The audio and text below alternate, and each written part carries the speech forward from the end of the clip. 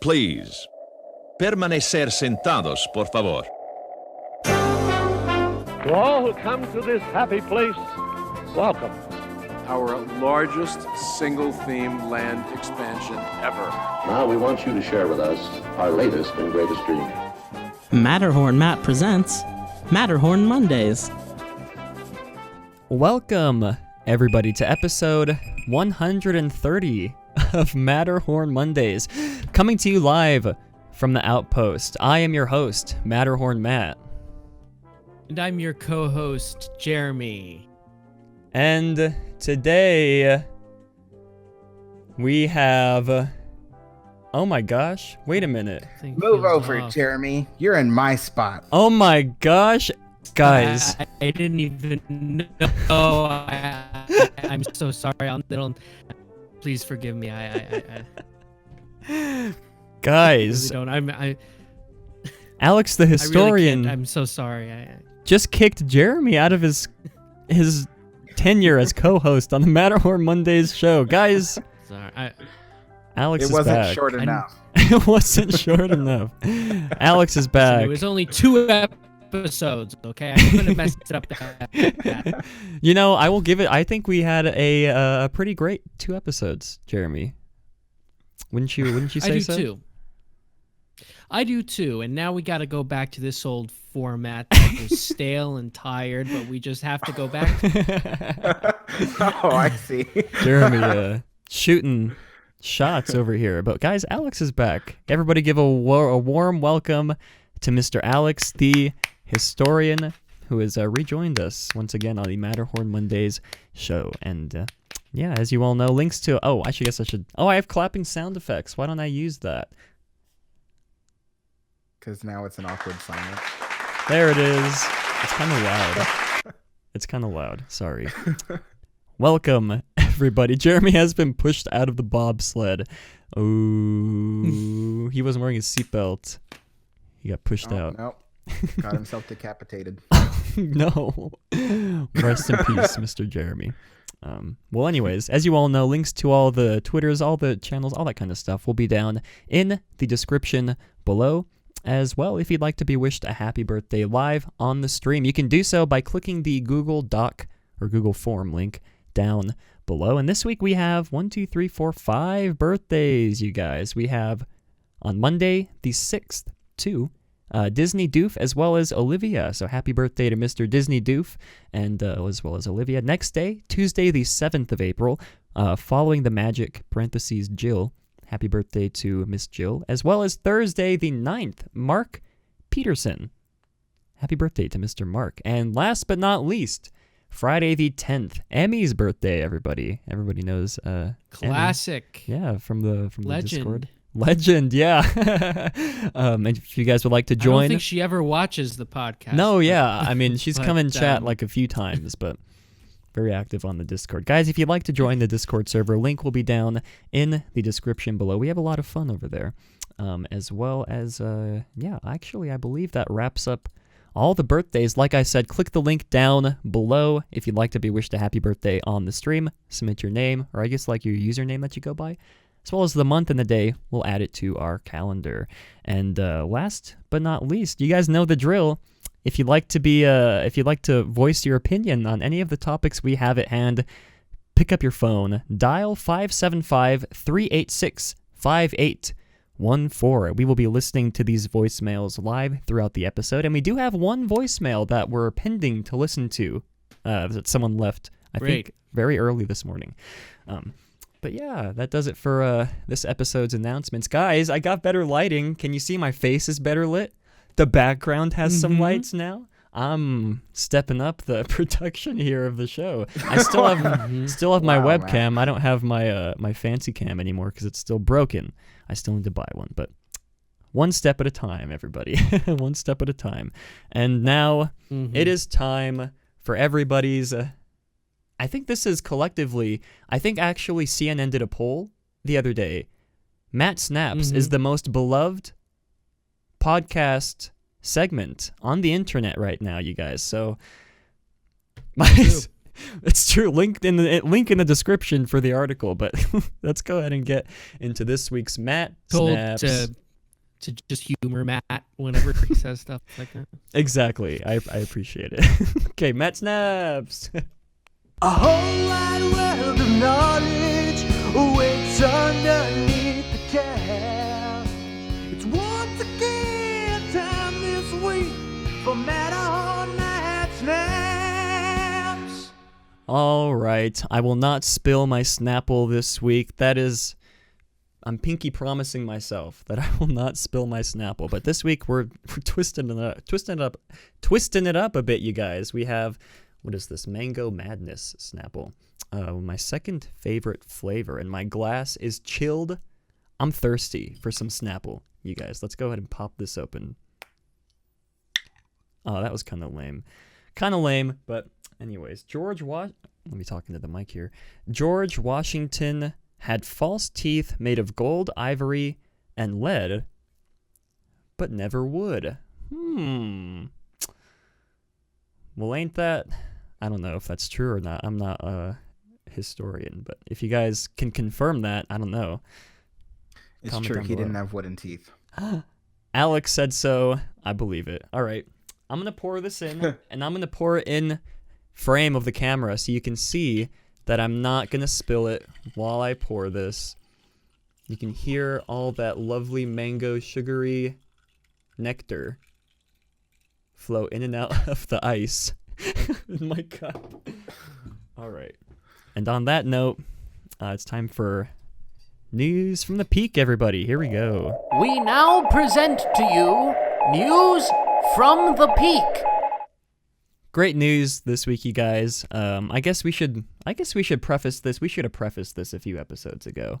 A lot of the news we're going to be talking about in these episodes might be kind of sour, kind of down in the dumps with all this, cuts and everything, all these, just the world in general. So that's why we added our favorite news segment, Attraction Retrospective, at the end, which we're going to be getting to eventually. But for our first bit of news from the peak, Walt Disney World and Disneyland suspend annual pass holder payments.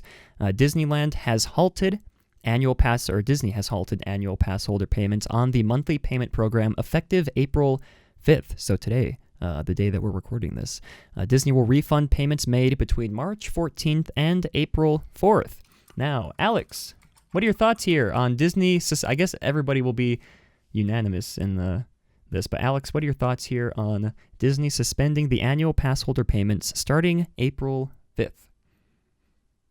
I think that's really good because these payments can be really expensive, especially in a time where people aren't really working on an hourly basis at the moment. So it's good to have something where you don't have to spend all this extra money. I myself was like wondering how in the world I was going to make these payments without earning money. So I was like, this sucks. But yeah, it's good. Mr. Jeremy, like I said, we're probably going to be collective here in our thoughts, but what are your thoughts here on Disney suspending annual pass holder payments? I mean, that's obviously the right thing to do. So yeah, I mean, they can't expect people to be paying, 70. Actually, it's like over 70 a couple of years ago. It's like, what is it now? What are the monthly pay, like Signature Plus? That's a lot, but yeah, they can't expect people to be paying that when people are trying to negotiate rent and mortgage freezes.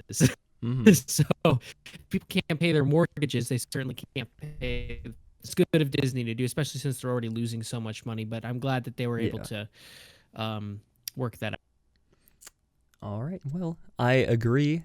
I mean, nothing really more to add on. Good on Disney for doing this. Second bit of news from the peak, guys. It's finally happening. Permits have been filed for the gutting of Stitch's Great Escape. Guys, it was a long... Woohoo, yeah. Everybody... F in chat for Stitch's Great Escape, I guess. Everybody, I guess one of the most hated, I guess, Disney attractions ever built. Is that fair to say? I think it's fair to say. Stitch's Great Escape, but it's finally getting demolished, or I guess at least the interior is getting demolished or gutted. There's really not much more to add on to this, just the fact that it's happening. It's finally happening, you guys. So I feel like we can all three of us here, all of us here in chat, all of us here listening and watching will agree. Great move for Disney. And now I guess the speculation begins. What will they replace it with? But I feel like that'd be a topic for another episode, because we do have a lot of great topics. Oh, we know what it'll be replaced with. A character meet and greet. What? A movie preview center. Oh my, that's even worse than a character meet and greet. It is. Very good point. Yeah. Well, I guess we'll find out. But finally, on to more important stuff. Disney and Marvel films get new release dates. Films that were previously delayed due to the global pandemic have now gotten new release dates, and Disney confirmed that Black Widow will release on November 6th, which was the spot previously held by the Eternals, which has now taken Shang-Chi's release date of February 21st, and Shang-Chi will now release on May 7th of 2021, taking the spot away from Doctor Strange in the Multiverse of Madness, and Doctor Strange moves to November 5th of 2021, and finally Thor Love and Thunder is slated for February 28th of 2020. And of course, guys, I hate to say it, Artemis Fowl, the movie that tried its heart out, is not being pushed into theaters. It's moving to Disney Plus, Artemis Fowl, and of course New Mutants, as you all know, has not received a new release date. And I feel like the Mulan's in the picture, but I must have left that part out of my notes for some reason. Mulan takes the July spot. Jungle Cruise pushes back to November, or to 2021. So those are the dates for that. Alex, were you going to say something? No, I was wrong. So you can... Okay. Well, that's a first. Well, Alex, I guess, what are your thoughts? I guess there's really not much to talk about this either. I guess if these release dates do hold, which I'm sure they will, most of these films have been pushed into next year. So, but yeah, so I guess, Alex, briefly, what are your thoughts here on these new films getting release dates? Yay. There it is. Yay. All right, Jeremy, what are your thoughts on these films getting new release dates? Yeah, I mean, listen, we're going to have like a topic similar like this a week. It's glad that they're able to push these films to a later date. Some, like the Marvel films, I think they really are pushing to come out in theaters because they really depend on those like OEMs and stuff. Yeah. But yeah, it's interesting to see a lot of the I don't want to say side films, but other films, they're going to be direct to, I was going to say direct deposit. That's just what's on my mind. That's what's on all of our minds, Jeremy. Speak for America.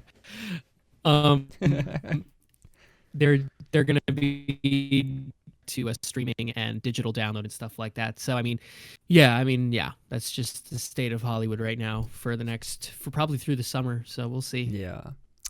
Very, very interesting stuff. And I'm sure, as you guys all know as well, Onward was recently published onto Disney Plus as well. I think my sister and my dad watched it the other day. Haven't watched it yet. I'll get to it eventually, I'm sure. But did it ever make it to theaters? It did, very briefly. For a few weeks, it was in theaters. It came out in early March, I think. I don't March care 6th, much. I believe. Yeah, March 6th. Oh wow, okay. I don't care much for the movie But anyways, that does it for this week's bit of news from the peak. And before we get, we do have a very special Alex in the Parks segment, which I guess we can go ahead and get into that right now. So, Alex, do you have anything you'd like to preface this Alex in the Parks with? Well, it wasn't easy to get back into Disneyland to film this, but I did my darnest. All right, well, everybody, this is Alex's grand Disneyland return. I don't know where I was trying to think of something funny, but let me make sure that you guys can hear what I'm playing. All right. Alex in the Parks. Hello, everybody. Alex the Hit. Oh, it's quiet. Hold on. I'm sorry, everybody. Oh, gosh. Hello, everybody. Alex the Historian here at Disneyland Resort again. Let's see what we got in store. Gosh, there's nothing I love more than seeing Sleeping Beauty Castle at the end of Main Street. So beautiful. I would ride the Matterhorn, but it really hurts my back. Arg, arg, arg, arg, arg. The Haunted Mansion is finally reopened after its refurbishment. It's been a long time, but I can't wait to ride it. It's a Small World is looking a little faded after all these years. They haven't repainted it in a while. Let's hope they do. Speaking of repaint, Splash Mountain could definitely use one. Oh, and here comes the Disneyland Railroad right now. I can't wait to ride it. I've missed it. Wow, there's no wait in line. Disneyland is really empty today. All right, folks, thank you for joining me. Hope to see you again real soon. Bye-bye. All right, well, I must say, that was fantastic. Thank you, Mr. Alex, for providing us with that quality content from straight from Disneyland, you guys. If you couldn't tell, that's where he was. That's where Alex was. So yeah. I can't believe you didn't get arrested. That's incredible. I know. Yeah, I mean, it was quite a harrowing journey, Oh gosh. So people are asking in chat, did you happen to make those cutouts? Yes, so those cutouts were made exactly 10 years ago. I made them as just kind of like for fun. I was leaving high school, and I just thought it'd be really fun to have like a paper model of these things, and each one of those models has like a door or something that you can look in and see inside something. So like, for instance, you can look through the main entrance through the castle and you can see the carousel beyond it and Fantasyland beyond it. Or the Splash Mountain one it's hard to see, but if you look through the top, you can see a shadow of Brer Fox. So it was just kind of like a little fun thing to do. And then, of course, at the very end is my model train layout that I've been working on these past couple weeks just to keep my mind off of things. Wonderful. Well, people are asking next week. They need DCA. Alex, I'm sure Alex does not happen to have models of any rides in Disney California Adventure. Well, actually, Matt, you'd be wrong. You see, we have this waste basket in my kitchen that we store all of our scraps in. What a burn from Mr. Alex. Guys, well, anyways, thank you again, Mr. Alex, for providing this lovely segment of Alex in the Parks. And I guess on that note, you guys, it's voicemail time. That's right. We have now 2 voicemails in the queue. So, let's go ahead. Let's start with this first one that was left before we started the episode. So I haven't read this. I probably should have read it to make sure there's no bad words, but let's go ahead and jump right into it. Hello, Matterhorn Matt. My name is Tom Van Dyke, and I came across this podcast because I was looking for some advice. My family has a 3-week park stay at Disneyland next month, and I am on the fence about canceling it. I'm fully aware the park is closed, and my sad history of bad luck tells me the second I cancel it, they will reopen. So I thought, why not consult the pros? So question 1, do you think the park is close to reopening? Question 2, should I tell my family? I'm tempted to pack up the car and act genuinely surprised if they're not open when we get there. We live in a fairly gated community, and I'm pretty much the only one who knows what's going on in the rest of the world. And if the park is open, then great. I'll be the hero they always wanted me to be. Thank you, and I look forward to your response. All right, well, I guess sort of trip planning advice here. So Mr. Tom Van Dyke says he has 3 admission tickets to Disneyland next month. So I think we can all here collectively say what we think Mr. Tom should do. Because I guess we should say that I don't think the parks will be open next month.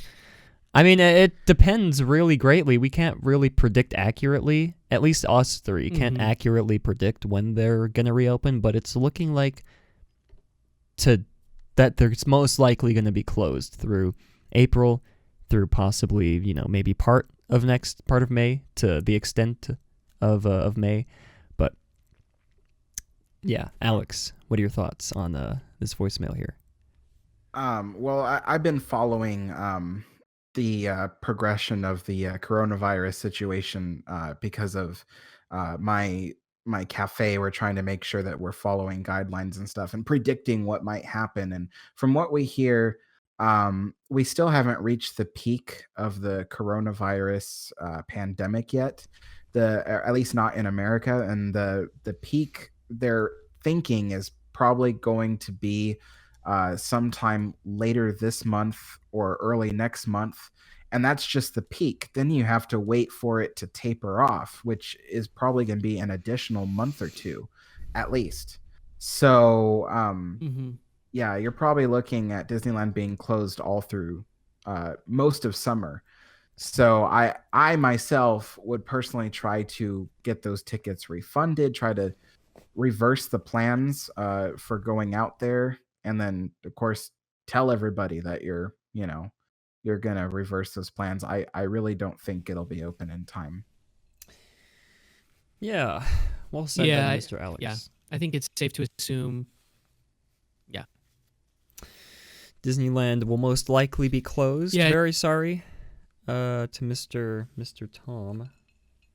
Sorry, there's like leftover soap on like the rim of my cup from when I washed it, and that kind of threw me off. But yeah, Mr. Tom, we would advise, at least us three, we can't accurately predict, like I said, when the parks will reopen, but it is looking like Alex mentioned, closure through the remainder of summer, so there you have it. And finally, one final voicemail. I'm sure you guys can all guess who this is from. Our old friend. It's Mr. Avery, you guys. Let's get right into this voicemail. It's great news that they suspended annual pass holder payments now. People have to pay for their APs until the parks reopen, and that's a good thing because now everyone's filing for unemployment. They might not be able to afford paying for their annual passes, so they're waiting for this whole thing to die down, and then they'll pay for their annual passes. In terms of Stitch's Great Escape, it's going to happen eventually. The Stitch animatronic has already been destroyed. I think Wreck-It Ralph would be a good addition to Tomorrowland. Like Tomorrowland, the whole 1994 Tomorrowland was best, and now that Walt Disney World is now that they're changing things around there, they're trying to make Tomorrowland a better place, better land, and this is part of those changes, including fun, of course. So I'm for Wreck-It Ralph. I've always thought Wreck-It Ralph deserves an attraction. Of course, there are more underrated movies that deserve attractions too, but I think it's a good decision by Stitch. Although Stitch has a better attraction in Tokyo. Now that's a good attraction. Now that's a great attraction. That's the perfect example of how to do a Stitch attraction. The Stitch and China Tiki Room in Tokyo. Now that's perfect. And that's what it should have been. Now, the Tiki Room at Magic Kingdom is not even the original. The one in Disneyland is the original. The one at Magic Kingdom it's different. So if they moved Stitch, if they built the Stitch Tiki Room in Tokyo, in Magic Kingdom, that would be great. To duplicate Stitch Tiki Room at Magic Kingdom, I'd be all for that. I know some would be against it because of the other for the Tiki Room Magic Kingdom Pass, but like under new management, but I'd be for Stitch and Magic Kingdom at their Tiki Room. All right, well, thank you, Mr. Avery, for that lovely voicemail as always. Do you guys have anything you'd like to say to respond to Mr. Avery here? Yes. I can see why, people would want to put, like Wreck-It Ralph in their Tomorrowland there to replace the Stitch's Great Escape and stuff. But I'm of the opinion that when it comes to Disney's Tomorrowlands, that they should just stop trying to look through their catalog of movies and stuff to fill Tomorrowland with, because they have yet to make a movie that is, first of all, like good enough that will really perfectly fit in Tomorrowland. They've yet to make one. Like, if the movie Tomorrowland had actually been successful, then maybe that would have been a great way to implement that, but it wasn't. So I'm of the opinion that Disney should just stop trying to make the movies work in Tomorrowland and just create something new. Because if they keep waiting for a movie that's vaguely futuristic, then it's just gonna end up being like what it already is, which is like a mishmash of not really futuristic stuff that looks futuristic and doesn't really belong. So, I don't think Wreck-It Ralph truly fits in Tomorrowland. I mean, I can see how it would look like it does, but yeah, I feel like Disney should just do something original with Tomorrowland until they have a movie like that. I mean, I think the only thing that would really like be truly futuristic, I guess, would be like Wall-E, but they don't want to put like a message that strong into Tomorrowland, like, pollution and stuff. Like, that's kind of a downer. So yeah. Well, yeah, very well said by Mr. Alex. Jeremy, do you have any thoughts?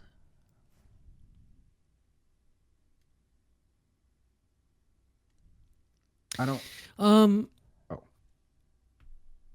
Sorry. Yeah, I don't know. I mean, I don't know if I would want Wreck-It Ralph and Tomorrowland. I would just have to. We would just have to see how it would work.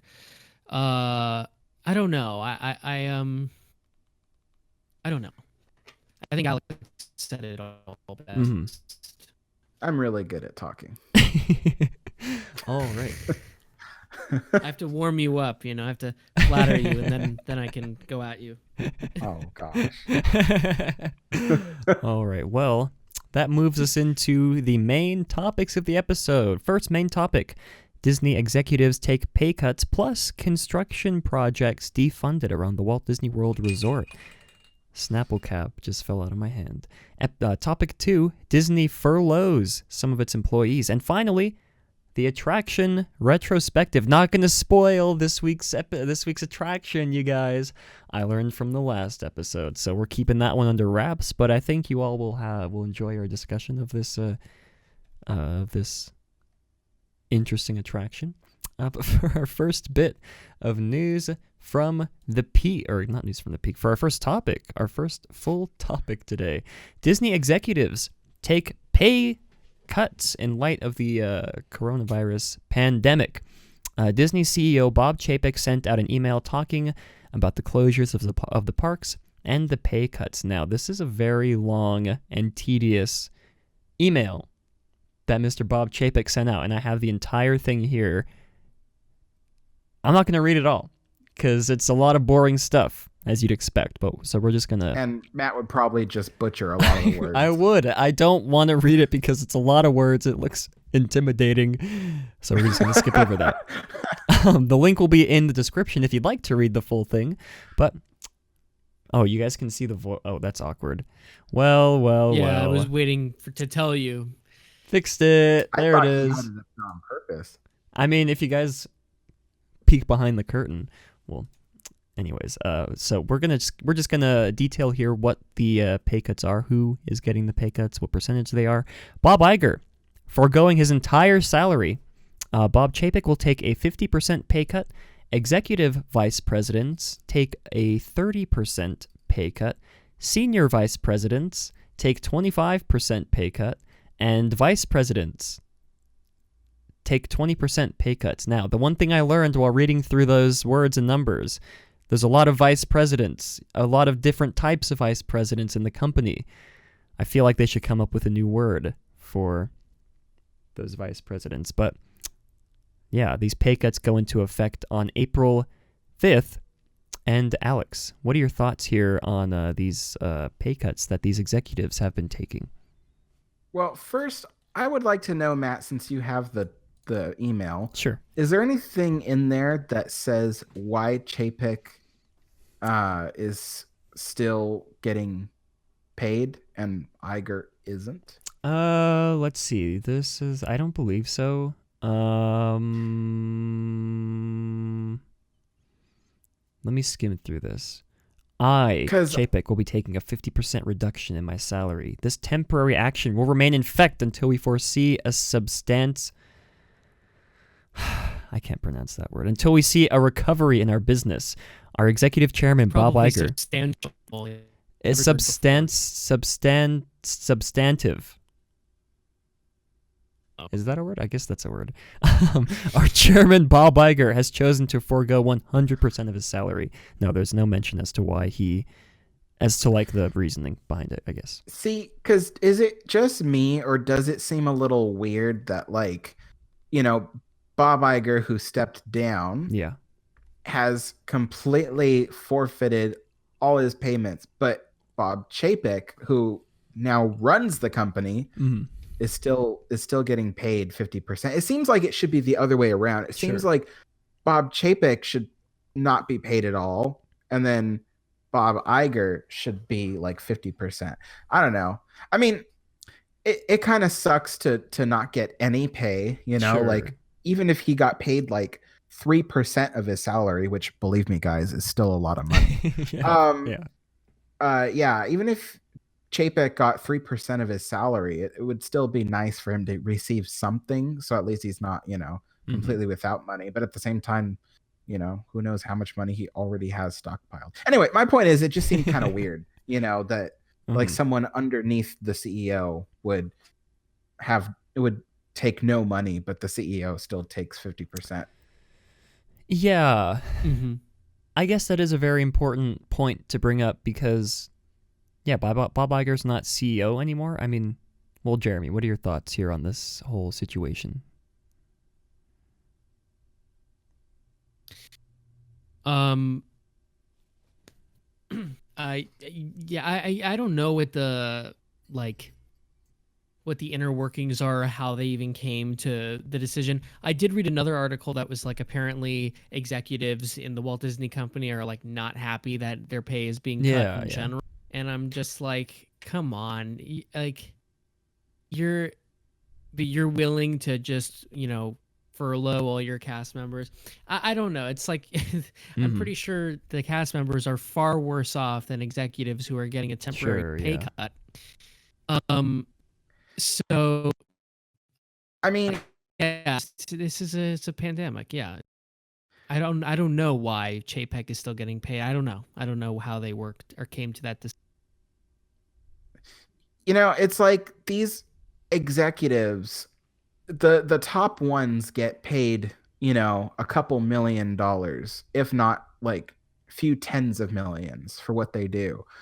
And even the lower tier executives in the company, they still get in the almost like $1 million per year. That's just a lot of money.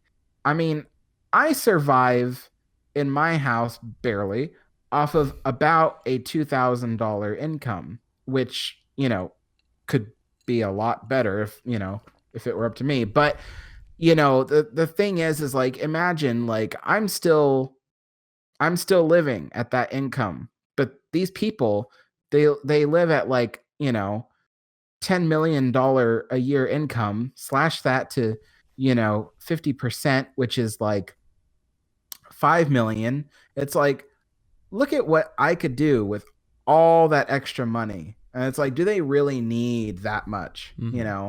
Like they could take like a freaking 90% pay cut and it would still amount to a whole lot of money. Yeah.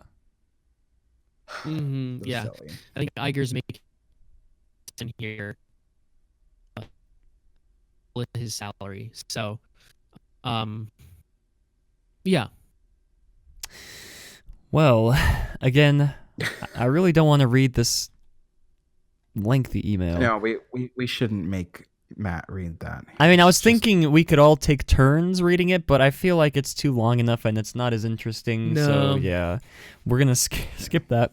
Like I said, these pay cuts go effect April 5th. So again, today, the day that we're recording this.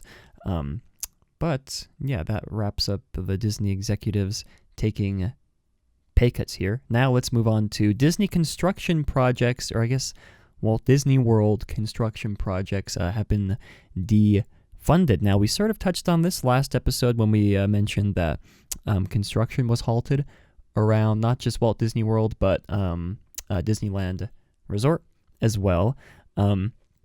Yeah, I guess apparently layoffs took place for the contractors, the construction workers here, and attractions like Tron and Guardians of the Galaxy will most likely be completed without any defunding happening to them.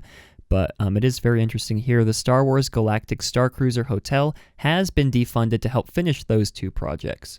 So this big immersive hotel that they were planning has gotten some of its funding taken away, moved over to Tron Guardians of the Galaxy to make sure that those two big e-ticket attractions get opened on time for the 50th anniversary of Walt Disney World.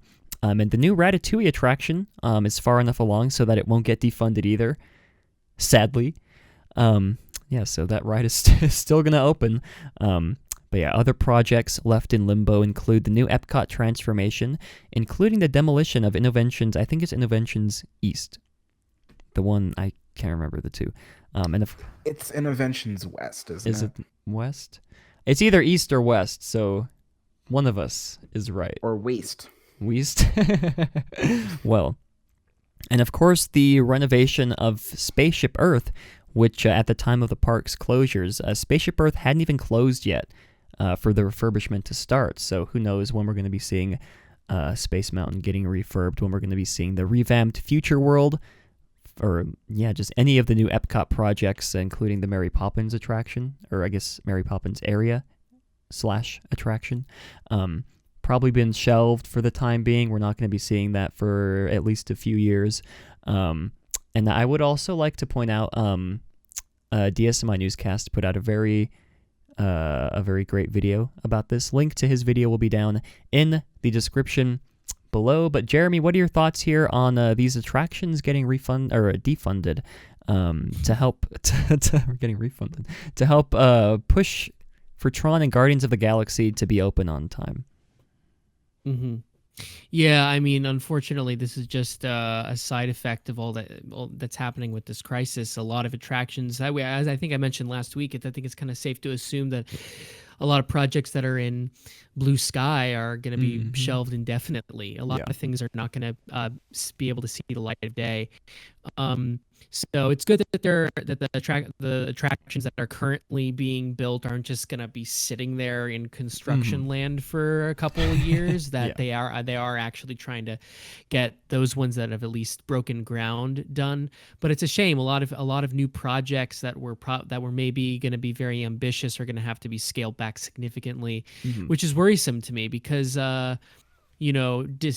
aside from everything being IP land, there's nothing worse than cheap IP land, and I'm worried even more so than before for the future of Epcot because of that.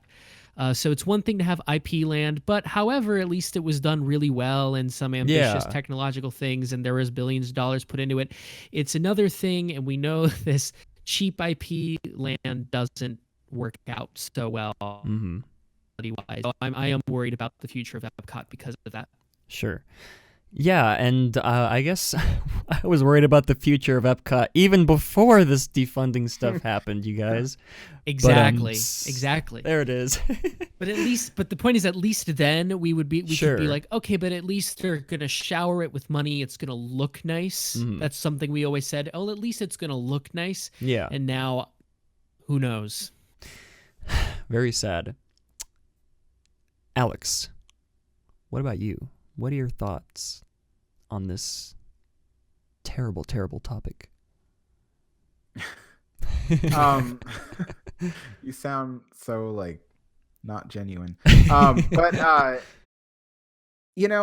it's one of those things where it's like Disney needs to have some new things ready to go when the parks reopen in order to regenerate interest in the parks.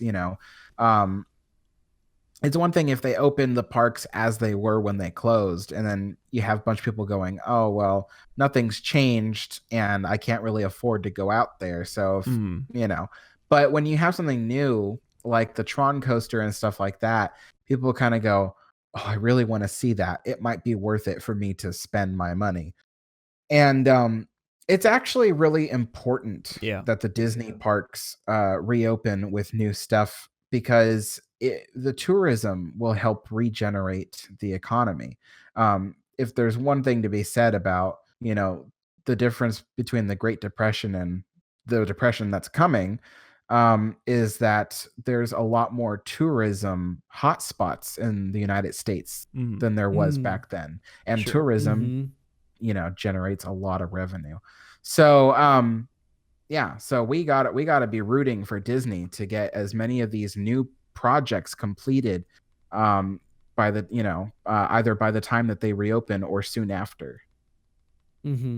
Alex, so I agree with you 100%. Tourism is completely different now than it was in the 30s in the country, largely because of Disney. So the thing is that people are going to have to be able to afford to go on these vacations to boost tourism. Do you think that Disney will even consider lowering ticket prices for a year or two to regenerate tourism in Southern California and Central Florida? I think what we're most likely to see isn't necessarily a lowering of ticket prices. I think that, we all know that Disney now has a tiered pricing system. Yeah. I think what they're going to do is they're going to stick with the lowest tier when they reopen, until the crowds kind of come in, and then they can raise that tier level system. So, I mean, that's why it's there, because if you think about it, if Disney lowered their prices below the lowest tier, they'd have to rebudget everything and look at, okay, this is, but the tiered pricing that they have right now was already pre-budgeted. So they know, based off of what pricing they select, how they can run the parks in terms of the money flow. So I think they're going to go with the easiest option, which would be like to use the lowest tier pricing. So that means what, like $105 for Disneyland entry? I think it is. Sounds right. Yeah. I don't know exactly. Yeah. But because I heard it, I don't remember if it was still 97 or if they raised it to 105. I think it was 105. But yeah, so I don't think they're going to lower it below that unless they absolutely need to, like the parks are dead, for instance. Then they might lower it. But $1, imagine $1 per guest. Oh, well, T-Will mentioned here, we know what's being defunded from Walt Disney World, but is there any update from Disneyland? Now, yeah, this article just does only touch on the Walt Disney World aspects. As far as I've seen online, there haven't been any updates as concrete as this when it comes to Disneyland. So I'm sure we can make our own predictions. T-Will said Tomorrowland, Fantasyland. Yeah, so lots of projects, even Marvel Land too. Yeah. I mean, well, we can probably. Oh, 2 times in a row. Sorry, it's because my internet is so. I'm like literally in the hot seat this entire show because everyone keeps cutting out for me. So I'm just like trying to jump in when I can. We'll be fixed in post. First. You guys. Yeah. Maybe. I think the part of the problem was me recording my own audio, but I'm not sure. So we may have a very weird. I'm sorry. That's what I get for being co-host for 2 weeks. Bad luck.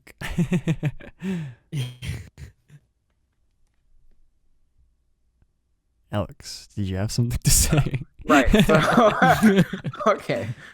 So I think that we can probably,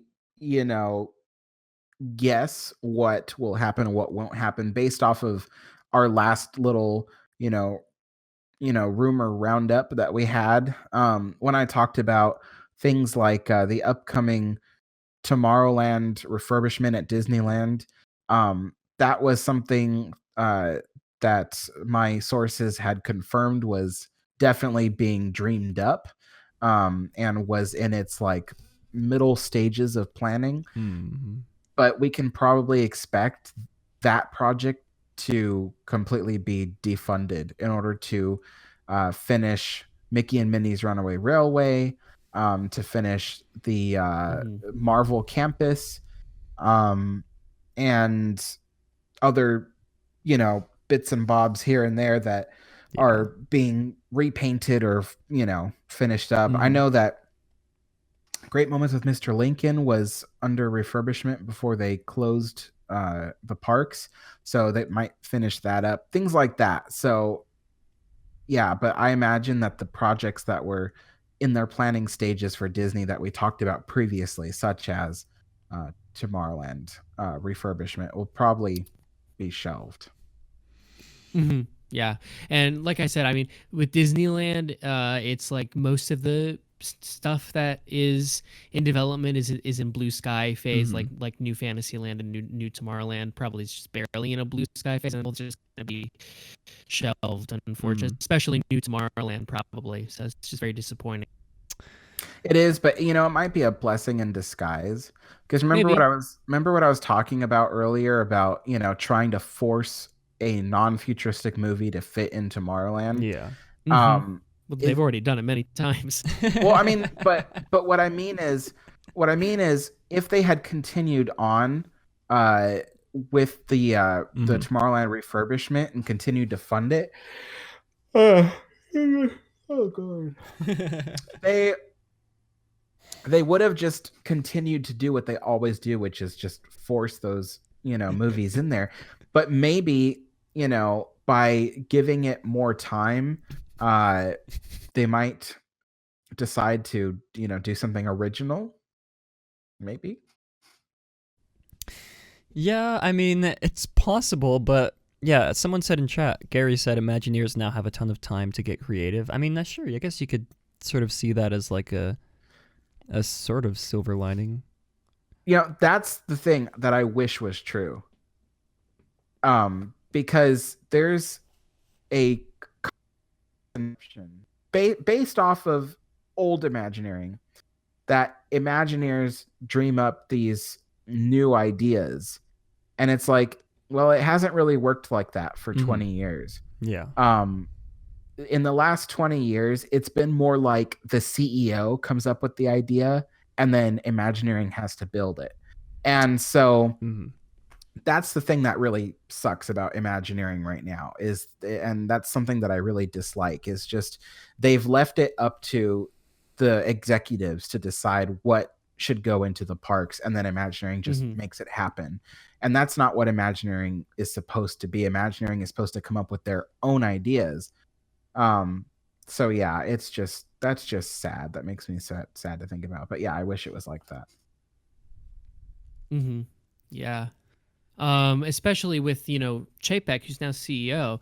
I mean, the merging of parks and resorts with consumer products, it very clearly states how the executives view the parks in general. They view it as some synergistic extension of the film studio as opposed to its own form of entertainment medium. I think they do view it as its own entertainment medium, but only by way of how it can only promote and relate the company's projects. I mean, the thing that sucks is quite often they're right by thinking of it that way in terms of financial success.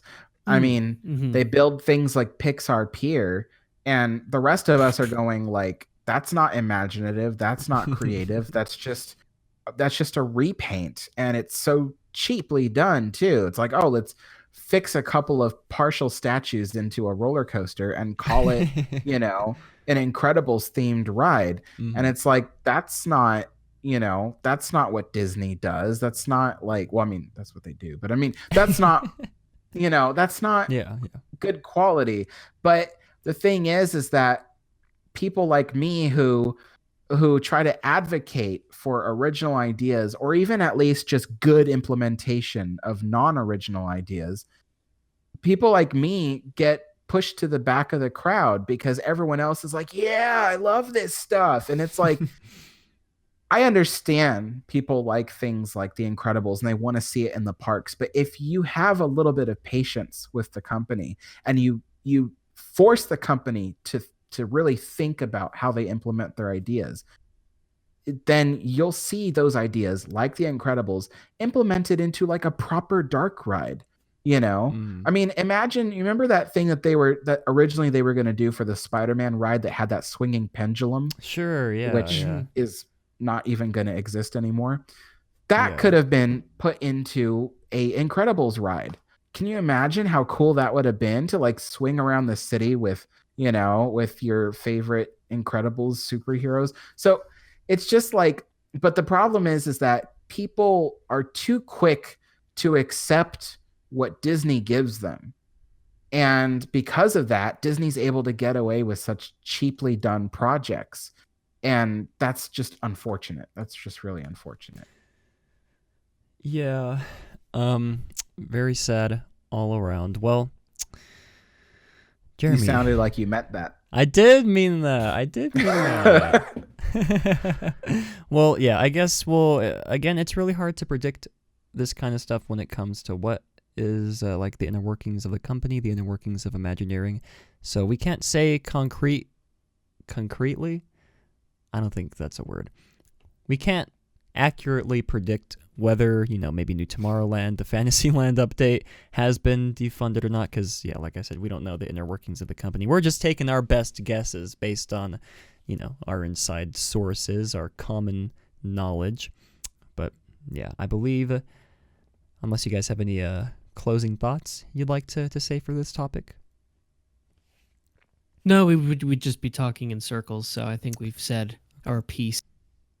All right, well, moving on to our second topic of the day. Disney furloughs. I still can't pronounce that word. Furlough. Disney furloughs employees beginning April 19th. Employees affected include executive, salaried, and non-union hourly cast members. And just like last week we discussed with SeaWorld, employees impacted will remain Disney employees and will receive full health care benefits. So, that's some positive stuff. Full health care. There is a sort of statement here that was put out. Not as long as the email that Mr. Chapey sent out to all the employees. Alex thought that was funny. Yeah, I won't. I feel like it's not necessary to read this entire thing. But Jeremy, what are your thoughts here on Disney furloughing some of its employees beginning April 19th? Now, I guess the one thing I couldn't deduce was if it was every cast member or if it was like, some. I'm assuming it's, well, Jeremy, what are your thoughts here before I talk too much? You already have, Matt. I know. I think I'm frozen. Okay, now I'm back. I'm here. Okay. That's a disaster. I think I know what the problem is, but I won't waste anyone's time. I'll have to figure that out on later. So listen, everyone, so many people's jobs are furloughed. My job's furloughed. It's just it's just how companies are dealing with this right now, and it's better than getting fired, basically. That's true. But it is still it's still going to be difficult, for everyone to get through this period of time that way. So it makes sense they had to do that. But it's just what we're going through right now, and it's tough. But we're all going through it together, and we'll get out of it out the other end. I hope. I do hope as well. Alex, what about you? So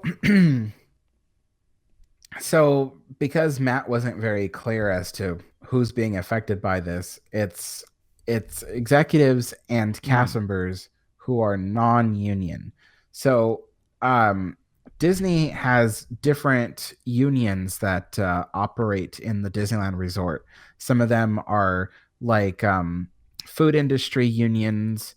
Then there's hospitality unions and things like that. I think there's like 3 different unions that operate, at least in Disneyland Resort alone. And So if you're in one of those unions, then you still get to work for the company for now. But yeah, so like for instance, if I was still working at Disney and I was still in guest relations, I'd probably be one of the people who'd be worried about my job. Guest relations is not union. And so yeah,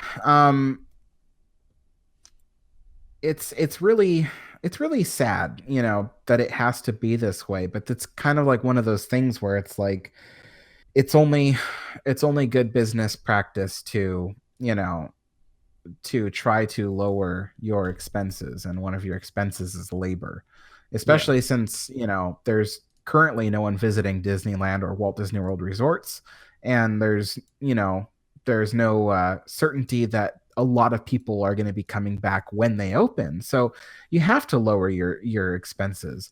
And I'm worried about, like, for instance, like my dad's job. Like I'm not sure if he's union or not. I think he's union. But I worry about that. I should actually ask him. But but yeah, so I say it with complete gravity that, it's a very serious situation.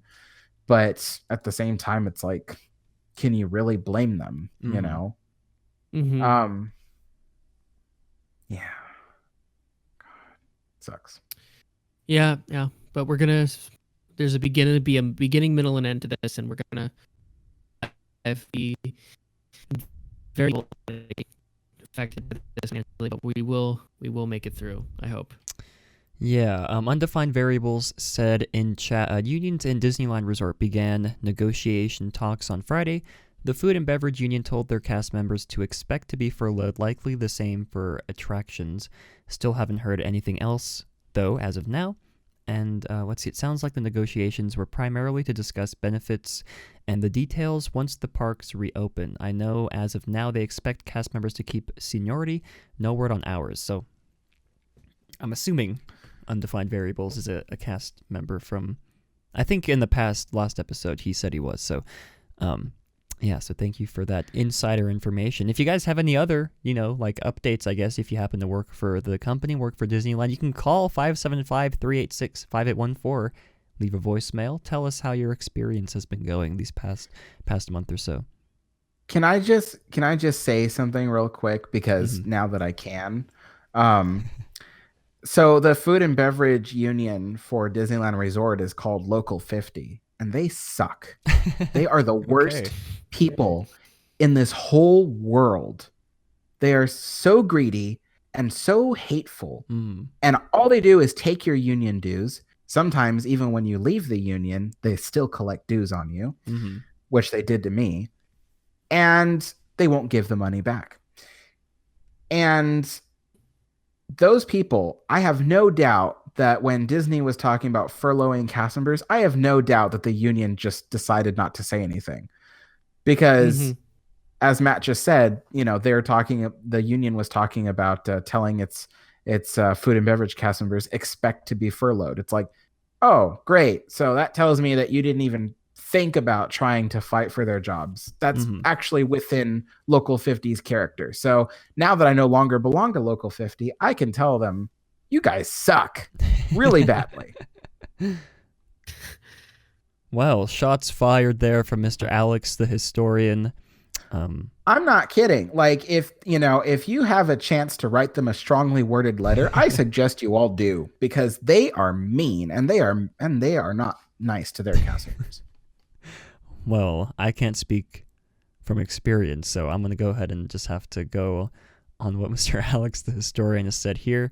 Well, we do have one other voicemail to get to. Guys, the returning champion, the voicemail king, is returning, you guys. It's Mr. Bob Chapstick himself, everybody. He's called in to clarify the situation. We had questions earlier about why Mr. Chapek was keeping 50% of his salary while Bob Iger was not being paid anything. So let's go ahead and see what this voicemail, what kind of dirty secrets Mr. Chapek hid in this voicemail. Hi, Bob Chapstick here. As I listen to the live broadcast, I'd like to clear up some confusion as to why I'm taking the 50% pay cut during this trying time. I will actually be splitting my time between Disney and engaging in theater workshops. It was mentioned that the parks will need new attractions to draw people in during the reopen, and that's where my theater workshop experience will ideally come into play. I will be starring in a one-man show on Main Street for a few weeks at each park, singing Walt Disney classics and performing various variety show staples. I will be accepting tips to ease my pay deficit. After my run comes to an end, I will be replaced by an animatronic who will carry on the show and will continue to accept tips. Just wanted to clear the confusion. Have a great rest of the show. Chapstick out. Chapstick out. Okay, well that makes sense. It does make sense. Yeah, total sense. Guys, he's fighting for our lives out there, you guys. Bob Chapstick is fighting for the entertainment of Disneyland. Not just Disneyland, but the entire Disney parks as a whole. So we have to applaud Mr. Chapstick here for this great gesture he's put upon the company. Great voicemail. Whoever's doing this, please don't stop. I love these. Yeah, they're very, very clever. Yeah. We do have one final voicemail, but I think we'll save that unless you guys have any closing thoughts you'd like to say on, what was the topic? Disney furloughing its employees beginning April 19th. Just hang in there, cast members, and try not to worry too much if you haven't heard anything yet, No news is good news. Yeah, just, we're all in this together. The whole country, all minimum wage or, low wage workers, people in the service industry, so small businesses, hang tight. We're going to overcome this. And, it's pretty bleak. I'm not going to lie to you right now. It's hard to put a positive spin on all of this, but it will end. It will end. Very well said, Mr. Jeremy. And now it's time for a quick break to hear about the Matterhorn Mondays show sponsors. Here we go. Oh.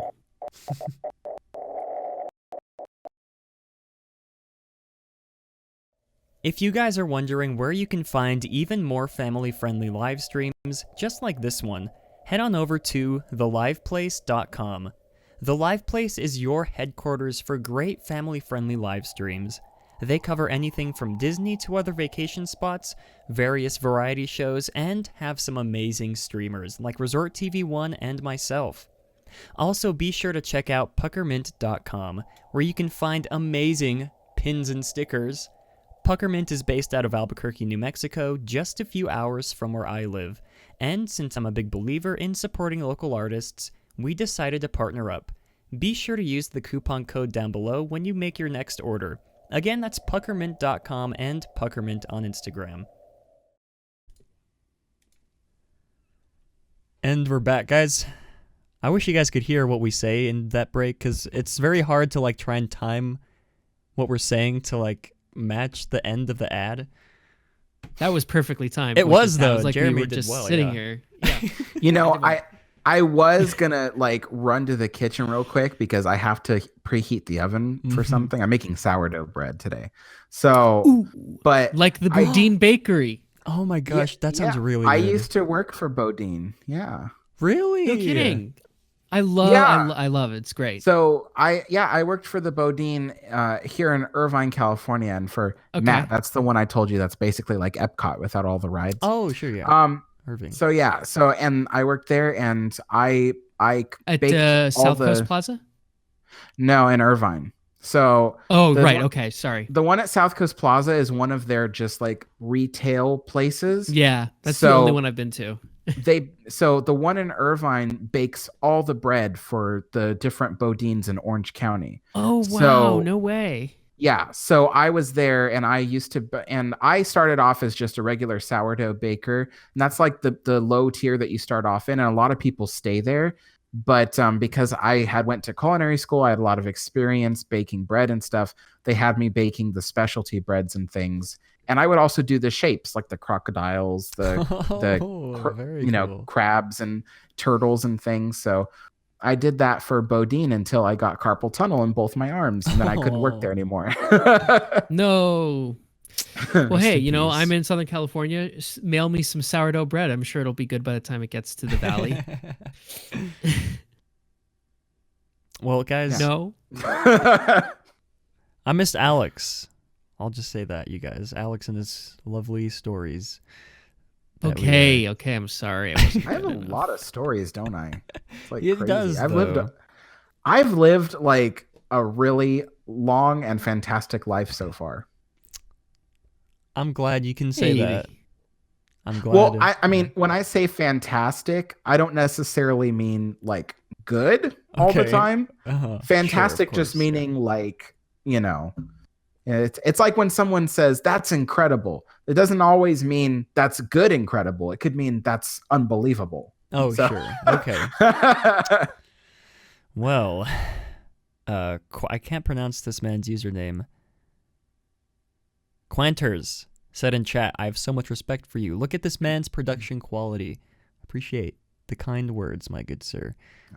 I wish we should do like a behind the scenes kind of like a room tour or like a vlog, I guess, on like the production behind the show, because a lot of it's really not that interesting. I don't know why you're trying to make it. Yeah, it involves a lot of fascinating. It involves a lot of me just making fun of Matt and calling him a nerd. True. That's true. Well, I mean, I would be interested in seeing like a podcast behind the scenes kind of thing. I don't know. If you guys are interested in that, or like this pod, or like the whole channel, for just the podcast, the whole channel is just okay. Yeah, well then that's really uninteresting. Well, as a podcaster, I respectfully disagree. But if you guys are interested in seeing something like that, comment down below. I'll concede and. I did it. I got. Well, I mean, what you do, probably. Yeah, I'll concede. It's fine. All right, well, give us that tour. I need to steal your setup for my own upcoming podcast. I mean, if my setup helps inspire you guys, then that'd be amazing. But we do have one final voicemail to get here from Mr. Avery before we move on into our Attraction Retrospective segment. Very excited. So let's go ahead and listen to this voicemail. Dylan, I'm not sure if you've seen the tweet by Bob Iger, but one guy says someone in the medical field suggested to him that now that everyone's staying home, that they should revive 3 blue sky imagineering projects, recreate them virtually, and then the people will get to decide which one becomes a reality. I think that's a great idea. For me, if it was my choice, if I was an Imagineer, I would revive the ideas of, for Disney, that's one idea, Beastly Kingdom, and let's see. Oh, and of course, I'll also revive the Russia Pavilion too. Actually, no, not Russia, the Japan Pavilion. Why Japan? The Japan Pavilion project, because the Mount Fuji coaster, it looked cool. It would have been an awesome addition to Epcot. Epcot will finally have its own mountain, and that would be amazing if if Mount Fuji was a coaster. I'll call it Fujin Kansen. It'll be like a Shinkansen roller coaster, and you're going to Escaping Godzilla, which is sort of the original concept, but it wasn't a Shinkansen though. And that would have been pretty cool. That would have been amazing. If or Switzerland Pavilion, then Epcot will have its own Matterhorn, and that'll be great too. But yeah, so it looks like Bob Iger liked the idea, so we'll see what happens. If it comes to fruition, if J-Pipe will allow it, we'll just see what happens. I mean, I'd love to see Russia Pavilion too. St. Bede's Cathedral is pretty cool. If you've ever seen pictures of it, ever been to Moscow, pretty cool place, and I'm part Russian, so I'm for it. Wow, it feels like every voicemail Avery reveals like a different piece of himself. This one he said he's part Russian. Guys, by episode 1000, we're going to know Avery like more than he knows himself. But anyway, yeah, I guess that's a pretty cool idea, recreating some of these, I guess, blue sky, I think that's what he said, projects virtually. Yeah, well, the Oh yeah. I think that's. I get that would be pretty concept. cool. You know, I always felt the missing link for the Japan Pavilion was Meet the World. I don't know why. I don't necessarily believe the story that they felt it was going to offend World War II veterans, because I don't understand that, because Meet the World, I think, would have been such a great fit for World Showcase, and it's a really cool twist on the carousel theater kind of mechanism with a Sherman Brothers song in it, and a really cool telling of Japanese history. So I'd love to see a virtual version of Meet the World, and that's kind of doable because it's just a moving, it's like the Carousel Progress Theater. Yeah. The Russian Pavilion, definitely very, very sad that they didn't go through with that. And yeah, T-Will, I believe it was an architecture mistake. They made the showroom a little too small. Oh, and they couldn't start over. I think that's what it is. The Russian Pavilion would have been amazing. And there was a YouTube channel. Well, there is a YouTube channel. He had to take a lot of his kind of archival Disney stuff down, but it seems like he was involved with some like audio visual media content for Disney dating back to like the Eisner years and stuff. And he put in this like promotional video for the Russian Pavilion. And let me tell you, it would have been a highlight of the World Showcase. It would have been a incredible pavilion with an incredible, honest, and fascinating, complex telling of Russian history. I'll maybe try to, I don't know how I'll send that to you, Matt. Maybe you'll put it in the description. But it's really, really cool if I can find that video. It would have been an amazing addition to World Showcase. Man, hearing that makes me wish I could go to Epcot right now. I mean, I couldn't afford to, but I'd like to go to Epcot. Well, yeah, thank you, Mr. Avery, once again for that lovely voicemail. Alex said, we're starting an Avery expanded universe, you guys. His backstory is expanding. All right, well, anyways. Yeah, Born from the Russian Revolution, Avery rose to... Wouldn't that be something? Avery, if you'd like to write your own backstory to us, like fictionalized, please do so. But again, 575-386-5814 is the voicemail number if you guys would like to call and leave your thoughts on what we're discussing. And speaking of what we're discussing, we are going to be discussing things, you guys. More specifically, we're going to be discussing the Matterhorn for our Attraction Retrospective, everybody. We started this last episode, and thanks to Mr. T-Will for bringing that wonderful topic idea into our minds, and now to your guys' minds. I don't know, and into our hearts, hopefully yours. There it is. Into our ears and our noses. There it is. All right, well, yeah, this week, Attraction Retrospective, where we discuss a bit of history and impact about a certain attraction and our personal thoughts on it. We need to come up with like a better, more catchy way to say that, I think. Next episode, I'll think of something. Yeah, we also need a theme song. Theme song, yeah. And so whoever, I forget who did our little theme on Instagram music somewhere, I can't remember his username. Yeah, so that guy needs to get on that, and Matt, we need motion graphic. Yes. For this segment. And that's a little behind the scenes look. It's usually just me reminding Matt to get things done, and then. That's kind of my relationship with Matt too, is just reminding him to get things done. It's funny you mention that because you were reminding me before the episode not to forget to play the Alex in the Parks theme, and I forgot. I was telling him. I was bragging about how I wouldn't forget before the episode. And you were like, I've only forgotten like once or twice. Like, why would I not play the Alex in the Parks? You know, but what was weird about that was the fact that I'm the one that reminded you to not forget to play it, because I usually tell you not to play it. I know. So I failed myself, you guys. Yeah. So if anyone wants to write the theme music, I want to, it should be a little more Sherman Brothers-y sounding, I think. Sure. But anyway, that's just my 2 cents.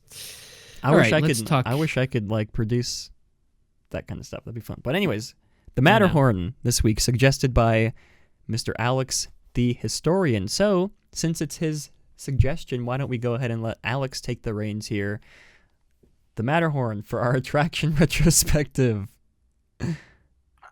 I don't know anything about it. What am I, some kind of historian or something? Guys. Just kidding. Okay. I don't know how you guys usually do this. I haven't been watching the last 2 episodes. I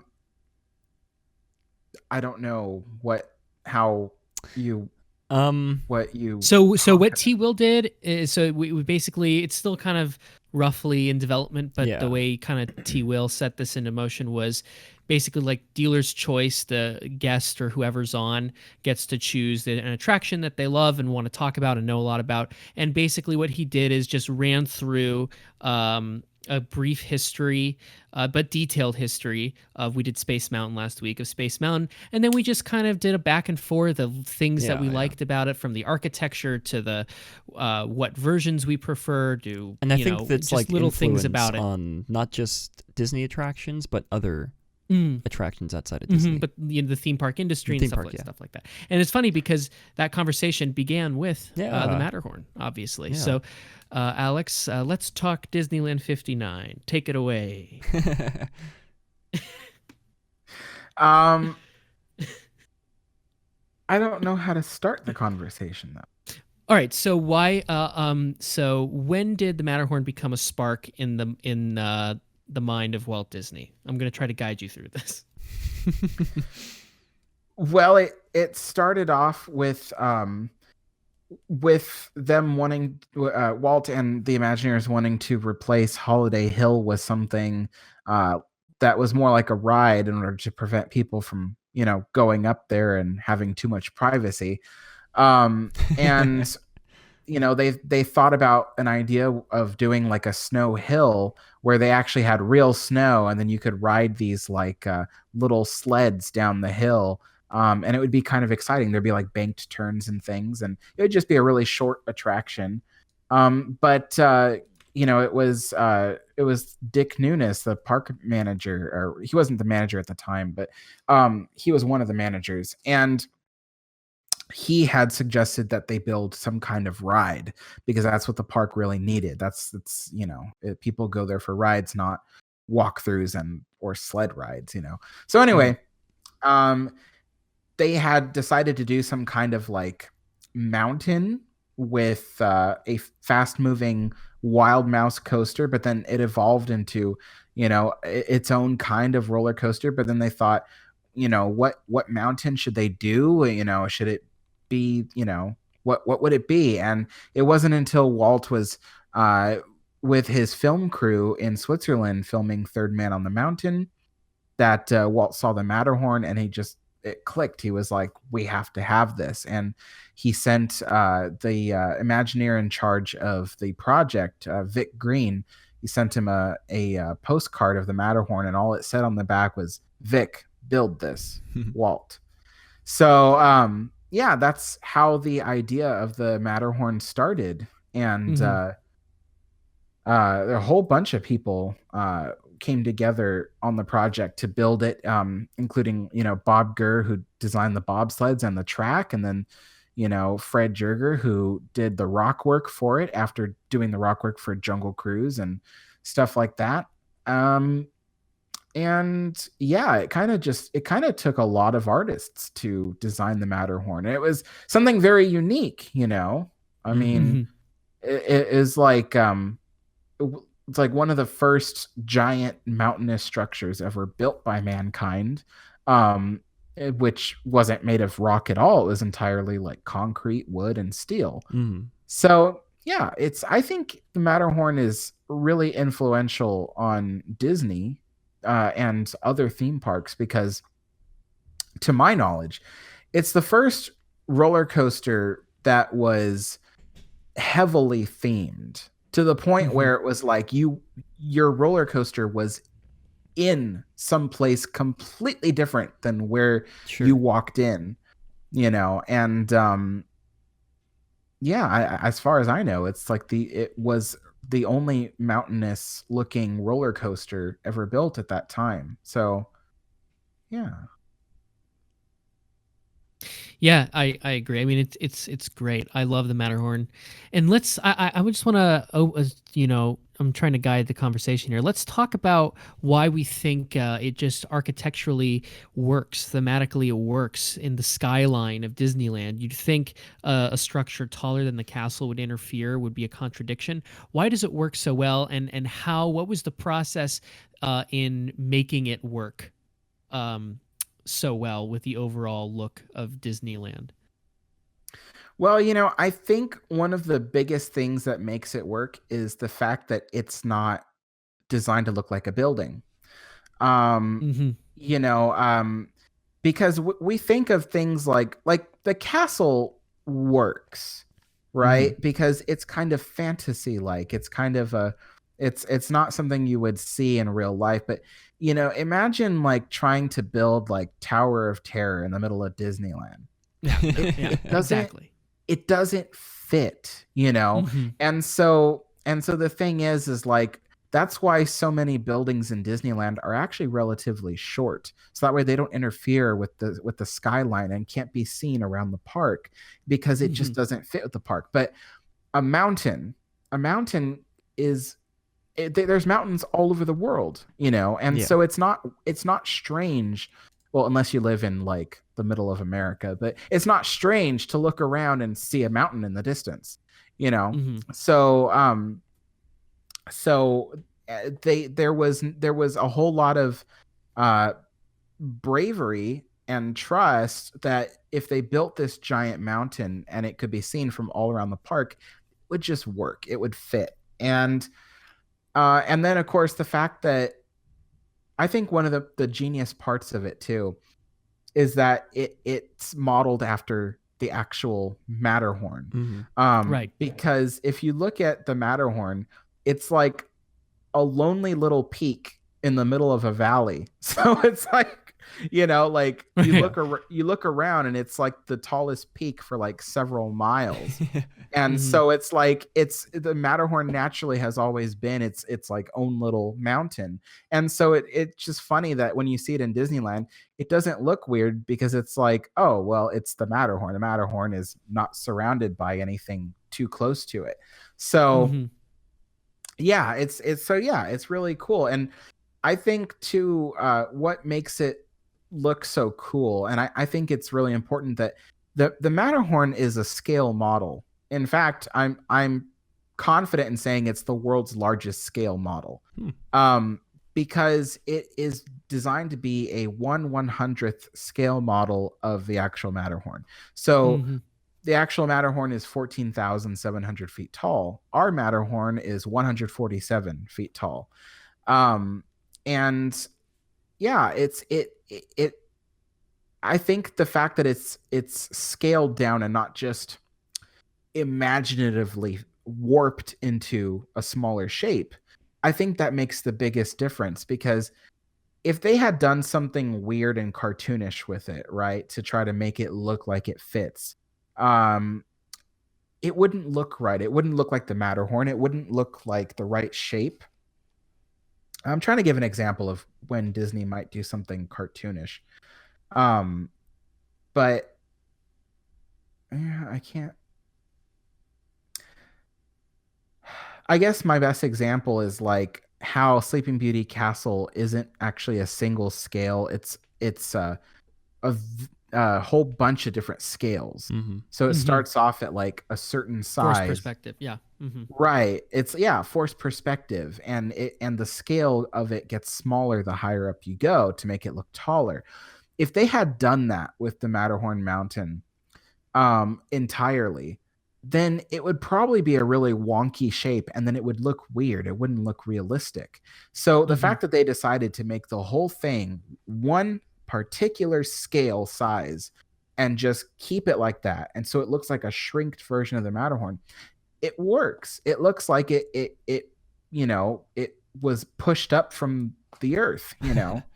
So great way to put it. I love that. Yeah, so it's really neat. Yeah. Yeah, I love that structure, and just I love that whole area of the park. I Yeah, think the especially with Disneyland this picture here 59 that we're showing too. Very Exactly, yeah. very It's just beautiful. the submarine lagoon. It's amazing the kind of intersection of all of these new attractions for the 59 for kind of it was really kind of touted as being kind of like a reopening, a rededication at Mhm. Disneyland. Um and I love it, and I love how they all kind of interact with each other in some way. I rank the Matterhorn personally as an attraction.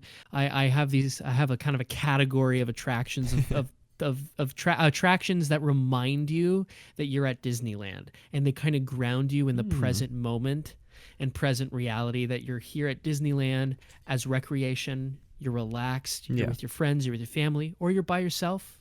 You're alone with your own thoughts. And I just love it. I love rounding the corners of the Matterhorn and looking out and seeing the views of Fantasyland and the views of Tomorrowland. It really, it just kind of really, it's the greatest therapy session you can have. Literally, Um, while you're riding so it too, because your Well, back breaks. it's not a 'Cause good physical therapy session, Yeah. but it's good for your it's good for your mental health, I think. It's great because it reminds you gives you a moment to remind you where you are, Mhm. and that you're enjoying your day, and that everything that it goes back to the John Henge concept of architecture of reinsurance. It ultimately reminds you that everything's going to be okay. So yeah, and let's talk for a bit, Alex. Why is Disneyland 59 so monumental in terms of Disney history in general, like all of Disney history? Well, I mean, Disneyland 59 was the accumulation of a bunch of ride openings, not just the Matterhorn monorail and Hmm. submarines, but they also officially celebrated the opening of Alice in Wonderland, though it opened a year earlier than that. But that was its official, grand opening was a year later. And then other rides, such as the new motorboat cruise and the Fantasyland Autopia, all those technically had their grand opening on that same day. Mhm. It was touted as Disneyland's grand reopening because, I mean, first of all, we all know about Disneyland's original opening day and how much of a disaster it was. And Walt felt that Disneyland never really got its grand debut the way it should have. And having all these new attractions there, um, to reopen the park and kind of and kind of properly celebrate it was a really good thing, as well as the fact that this this was also the celebration that really showed how Disneyland is different from other amusement parks around Yeah. the world, because up until that point Disneyland was the only thing that really made it different was that it was Disney themed. I mean, true, it had a castle and it had a riverboat and stuff, but it those were things that other amusement parks could easily try to replicate. They Hmm. other theme parks, if they just added some money, they could build a castle. They could build a river with a riverboat in it and stuff like that. But what made Disneyland so unique was its beauty back then, and its Disney theme. But with the 59 celebration, where they built these incredible rides of technical complexity, it really set Disneyland apart because Hmm. no one could replicate that. First of all, it would cost way too much money for any theme park at the time to replicate, as well as the fact that the sheer amount of detail and artistry that went into all these attractions, Alice, Matterhorn, the submarines, monorail, you know, all that stuff, it took an incredible amount of work to get those things the way that they were, and no one could do that at the time except Disney. And so it really solidified Disneyland as a unique place worldwide. There was nowhere else in the world that you could go that was anything like Disneyland by 1959. Hmm. Yeah. I so agree. I feel like even just aesthetically, this is when the park really discovers it has its own voice, and that it is truly, genuinely its own entertainment medium, removed completely from film. You know, obviously it uses set design principles and staging principles that film uses, but that it truly is its own entertainment medium. And I feel like that really begins with the 59 Disneyland grand opening of all these attractions. So sure. And before we move on, oh yes, we do have a voicemail to get to from someone in chat. So yeah, let's go ahead and listen to this here. Do it. Okay, I actually have quite an opinion on the Matterhorn. It is a very interesting ride. Like as Alex is explaining, it is like a very interesting ride. I have never been to California, but it is definitely something I'd like to do in the future. It is a goal of mine, and this is super, like, a great stream. Keep up the great work. As I said, the production quality is really good. Matterhorn seems like one of the most interesting topics you can talk about because of the time it took and the absolute overstructure of it, and even the basketball court that's inside of it. And I think that's definitely a point you'll be able to touch on. All right, well, that's kind of all I'm going to say. Thanks for listening. Well, thank you for the I love kind that. words. That's great. Yeah, very sincere. And we do have one final voicemail from T-Will, and then we have another voicemail from Avery that we will save. He said it was very important. Avery, we're gonna play it, but we have T-Will here, so let's go ahead and give him a listen. The Matterhorn, I would say, is my favorite Disneyland attraction, along with Pirates. Oh, wow. I just think overall, like you guys are saying, the architecture itself is fantastic. I love the track. Even, you know, it's rough, definitely, but maybe my youthful spirit prevents it from being as painful as other people find it to be. But I just think overall it's a wonderful attraction. And what I find interesting is how, like I said last time when touching on the Matterhorn for Space Mountain, it was the first one to use tubular steel track, and that's revolutionary for roller coasters because it allowed them the ability to then create much wilder coasters like Corkscrew back in '75, and you know, and all the newer, crazier coasters they can see at Six Flags and Cedar Point and all that. So the Matterhorn was a huge leap forward. And also the fact that it was labeled as a Tomorrowland attraction, probably because of the tech and development used on the Matterhorn. It was dedicated to be part of Tomorrowland. Even though when you really think about it, you know, kind of a city of the future, and it still has kind of an old time mountain, to some wouldn't seem futuristic compared to Submarine Voyage and the monorail at the time. However, I still think it's fantastic, and no matter what happens, I hope it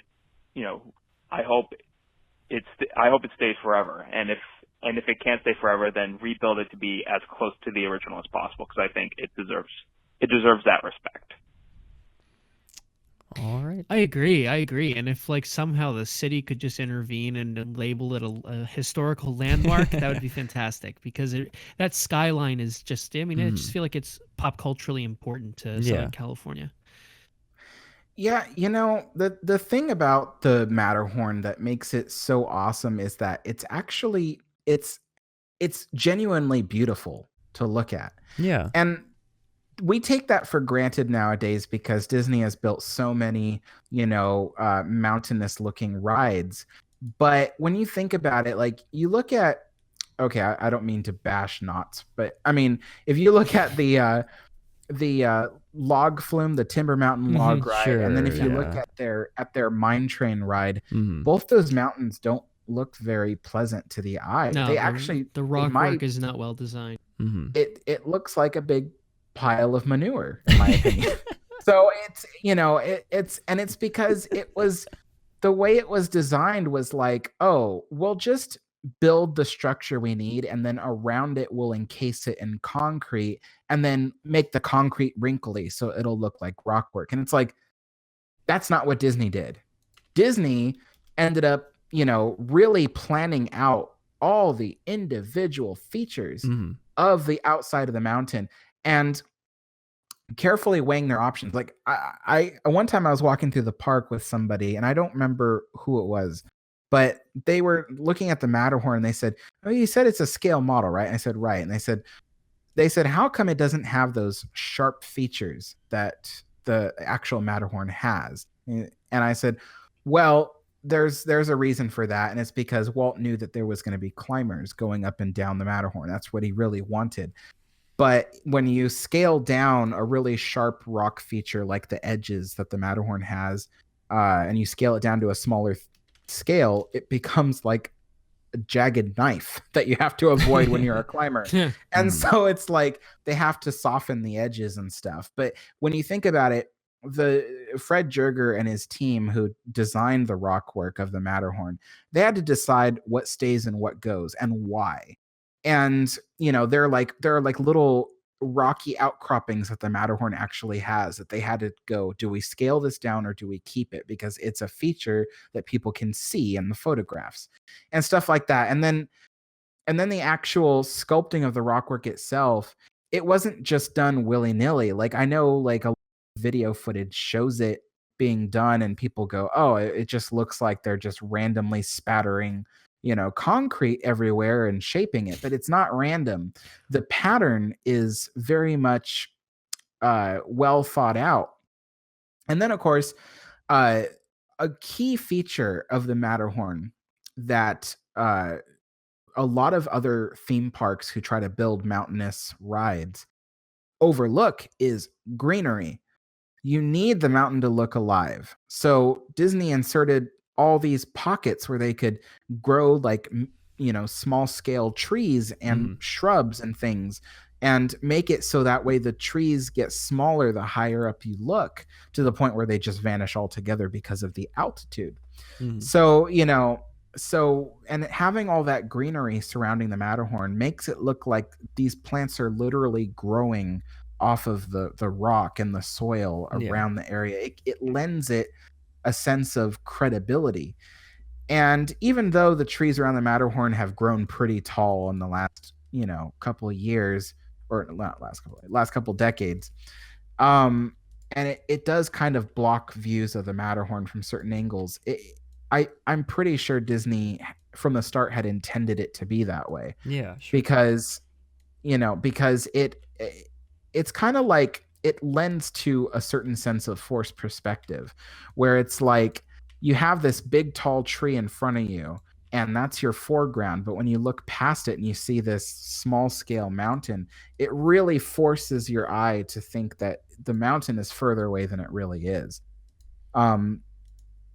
So it works. I mean, you can't say the same thing about the castle. When you have the tall trees behind the castle, it makes the castle look smaller. But the Matterhorn, the trees around it make it look bigger, in my opinion. So it works. That's the cool thing about it. But I know that the username Quanters was saying in this in his voicemail, that that is interesting that they have like the skyway that went through it and stuff like that.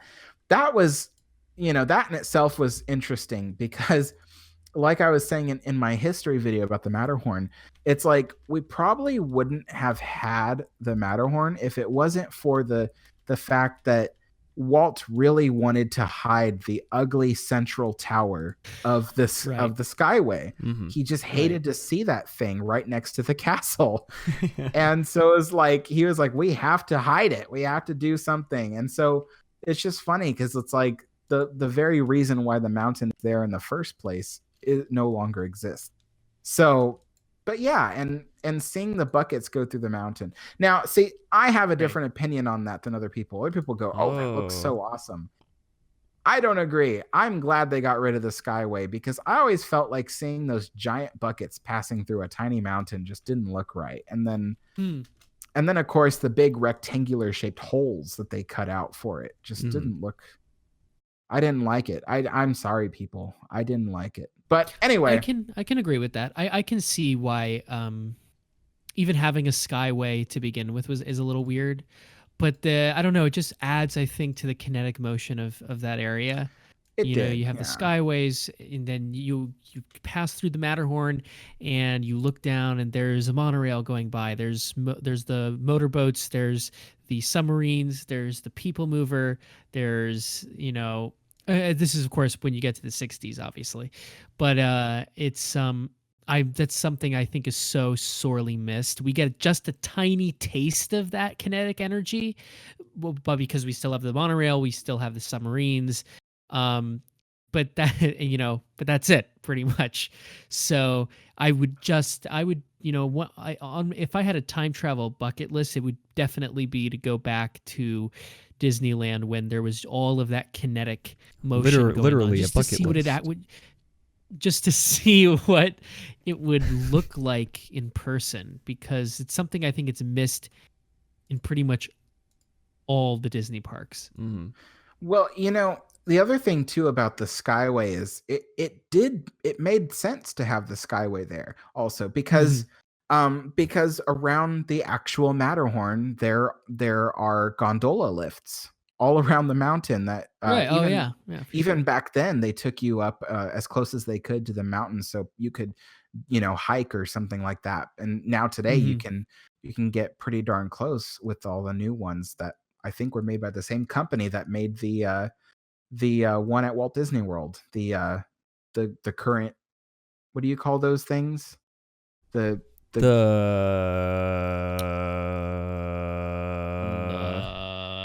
Why the Skyliner?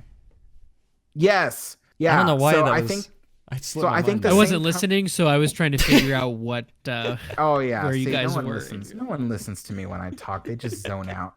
But yeah, the people that built the gondolas around the Matterhorn that you see today were the same people that built the Skyliner at Walt Disney World. Oh yeah. The Van Roll I forget what they're called. But they're like specialize in this stuff. Anyway, sorry. So but anyway, one really cool fun fact that I wanted to mention about this was that Walt knew people were going to be taking photographs of the Matterhorn. He had to have, because why is it that when you walk through the walkway going from the hub straight up to the Matterhorn, that the monorail just so happens to dive down to its lowest level, right there. The monorail stays about 14 feet above the ground through most of Tomorrowland.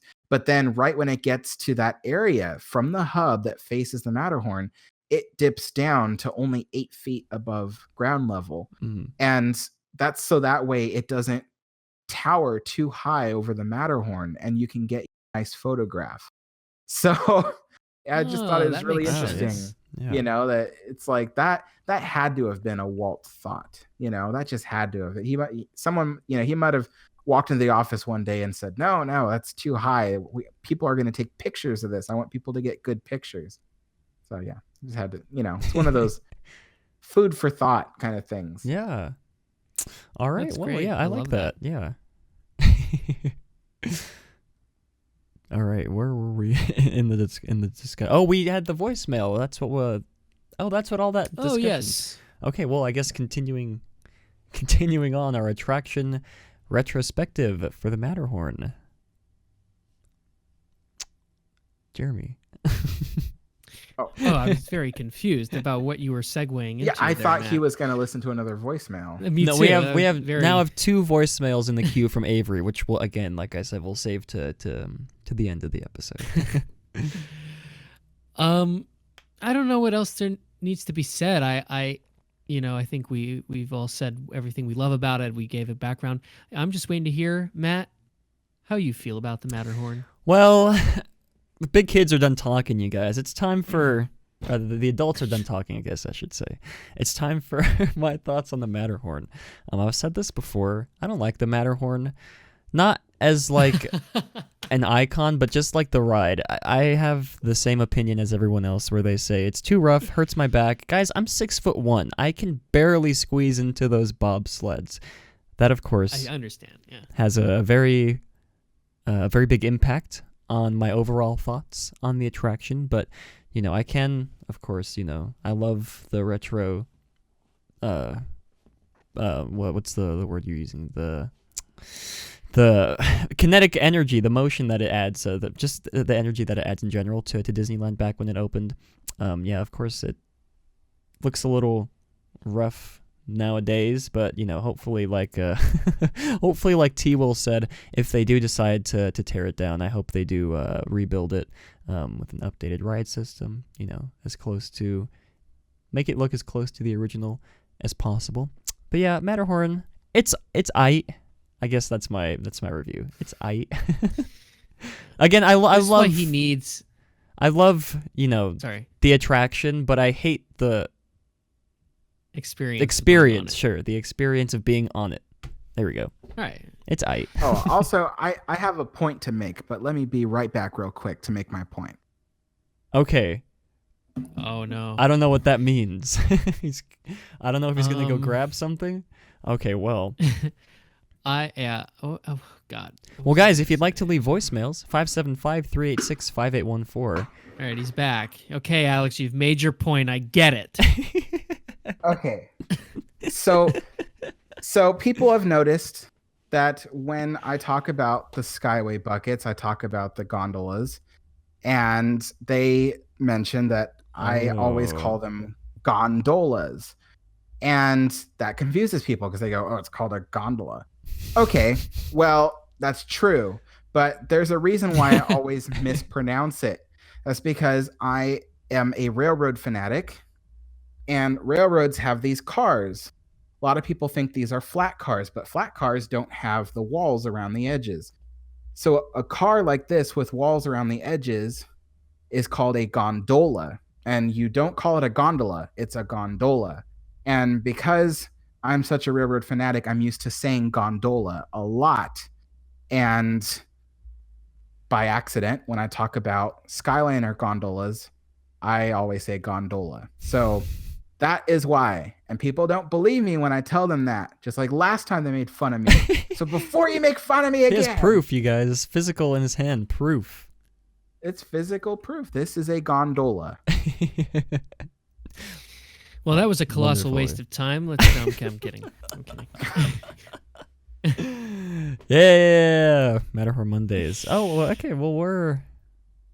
Oh, you I asked. Find the discomfort. Oh, sorry. What? You asked what my thoughts were, and I said my thoughts. Yeah, you already gave them. You don't like it. Yeah, I mean, I hate it, you guys. I'm sorry. You know, Jeremy, I feel like Matt just doesn't pull his weight around this show. He just doesn't. He doesn't talk about anything. He leaves it to us to do all the talking, and he just sits there drinking his Snapple and pushing his bruh. I know. I couldn't agree with you more. And it's very illuminating in how much he needs the two of us to help him with his channel, because otherwise Historyland, there wouldn't even be probably Historyland any would substance. There would be no substance to Historyland. And, can we get a bruh for that? I mean, he's a talented editor, but he doesn't care at all about Disney. Oh, so no. Tisk doesn't care at all. That's true. It's true, but I feel like people are way more interested in hearing your intellectual brains compared to the ancient reptilian dull. Exactly. I'm glad we're on the same page. Mm-hmm. Matt's got pudding for brains. Pudding for chocolate pudding, not vanilla pudding. I guess that was well. Anyways, yeah. Where were we in the discussion? I think you said that. Might have... I think we're moving on to voicemails. Sure. Well, this is this this topic seems to have been very Well, I guess you guys have been very interested in this topic. We've been getting a fair amount of voicemails since this discussion started. So I'll love that with you guys. Thank you for calling in. This segment, I just want to say that's happened twice in a row. Last week too, it excited a lot of people and people were calling in. So I love this segment. Thank you, T. Will. I'm gonna thank you every week. This is really great. And we have one more voicemail that someone just sent in, which we'll get to before we get to Avery's 2 voicemails. So let's go ahead and get this. Wait. T. Will's right. What I was gonna say is the the discomfort. I personally, it's part of the charm. I mean, I guess that's true. I mean, well, in that it's part of the experience. In that case, I love the charm when it just breaks that vertebrae in my back. I know. It's like, oh wow, it's so bumpy. My tailbone hurts. Oh man, did I ever tell you I hit my head one time on the ride? Wait, what? I don't think you've ever told us that. Okay, it wasn't on the rocks, just so people know. Like I didn't get decapitated or anything. No, So I was riding the ride, and I forget what part of the ride it was. This was so long ago, but I was riding the ride, and then like we kind of like dipped down a little bit, and my head went forward, but then we came back up, and so like I hit my head on the handlebars. Yeah. And this was on the older bobsled, so they didn't have the nice squishiness that they do today. Nope. They're a lot like they had the harder like squishy thing. Yeah, I don't know what it was, but it's the one that looks like it's made of leather. And so they had the hard ones, and so I hit my head on it, and I had a big bruise on my forehead the rest of the day. It was so crazy. And that's then a memory. Part of the charm. That was just oh god. So ever since then, now I just sit in the bobsled just stiff because I've made the mistake of letting my back get thrown around, hitting my head, hurting my arms against the sides. Now I just sit there stiff. And last time I rode the ride was with Chris from LMG Vids, and he was sitting with me. I forget if he was in front or behind me, but he saw me, and he was like, "Oh my God, Alex, are you okay?" Because he thought like I hurt my back, so I was just like, tensing up. But I was telling him, no, like I have to sit like this because I'm gonna hurt something if I let myself just flail around. So yeah, little side note for you. There it is, everybody. The discomfort of the Matterhorn. Yeah, I mean, I guess you can agree it's part of the charm, but I mean, it still hurts. I'll give it that. It's part of the charm, but my back doesn't think the same way my brain does. I'll tell you what, though, it's a fun ride when you look past the pain. Sure, like, it's a fun ride. Sure. Absolutely, yeah. I love it. Like I said, I actually find it very relaxing. I mean, I guess just like aside from the pain. I mean, it's like, you take a moment to look at the views. I always find it very, very relaxing. Yeah. I think that's the first time relaxing in the Matterhorn anyone's ever said that. Yeah, there's 2 words used in the same sentence. Yeah. Well, Undefined Variables said, what do you think they'll do to the Matterhorn if the rumors were right that the structure will need to be remodeled / demolished in 10 to 15 years because of the deterioration of the structure? We've touched on this very briefly before. So I feel like we can briefly touch on it here in the context of, just the Matterhorn in general. So I guess since Alex has been the one that's been feeding us this information, since he's so knowledgeable, why don't you, Alex, sort of feeding you the lies? No. I think that. Oh my God. Are you okay? Oh my God. Okay. What was that? the dog came like running towards me and like totally like clotheslined himself on my leg. Oh God, that was hilarious. Poor guy. What was I gonna say? So, what were we talking about? The future of the Matterhorn. Yeah. In its current state. True. What do you think they'll do with it? Yeah. So I think that what they'll eventually do is rebuild it from the ground up. Um, because I know that, like, okay, so it's a really popular ride, and besides the fact that it's popular, it's also like a Disneyland staple. You know, you just can't have Disneyland without it. And so for those two reasons, I think that Disney would want to rebuild it from the ground up, um, but probably build it in their own way, build it the way that they know how to build rides nowadays. So that way it's more comfortable. So, you know, I think that they would have a reworked track and stuff like that. And then they would probably do stuff to make it more efficient, such as probably, you know, having larger bobsled trains and things like that. Like we might even not see bobsleds anymore at all. Might be more like a roller coaster set of cars that resemble a bobsled, kind of like how California Screamin' in DCA, the roller coaster vehicle was designed to look like a surfboard. So it's kind of like that, you know. So they might do stuff like that. So I think that rebuilding it would give them the opportunity to do the things to it to make it more efficient that they've wanted to do but couldn't up until recently. So yeah, and then, you know, you might see more digital control of the attraction as well. Different style of braking systems and you know, linear induction motors for launching the vehicles from the loading area onto the lift. And so that kind of thing. So we would probably see a similar looking mountain, but with a reworked track and stuff like that when they eventually rebuilt the whole thing. Sure. Yeah. And I would trust, you know, as long as Kim Irvine is the artistic director of the art of Disneyland, I would trust that she would in 10 try to to 15 advocate. years, she'd be retired. Oh, then I'm nervous. We're doomed. Yeah. Oh my gosh, he's right. We are pretty doomed. much. I'm sure she's, well, I don't know. I don't trust. It will depend who takes over Parks and Resorts, I guess, but I would trust her to be mentoring someone to take over for her. Yeah, just because she comes from that version of Imagineering, and she understands the importance of that. I don't know.